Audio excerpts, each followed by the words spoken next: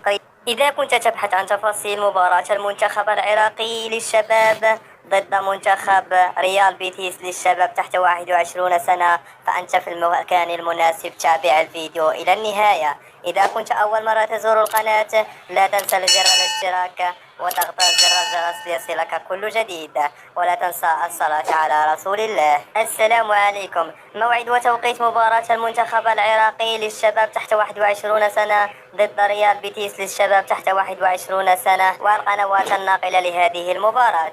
وسيواجه المنتخب العراقي للشباب ريال بيتيس للشباب تحت 21 سنة يوم الاثنين 1 ماي 2023، وستنطلق صافرة المقابلة في حدود الساعة 3 بتوقيت المغرب الجزائر تونس، وعلى الساعة 4 بتوقيت مصر، وعلى الساعة 5 بتوقيت السعودية العراق.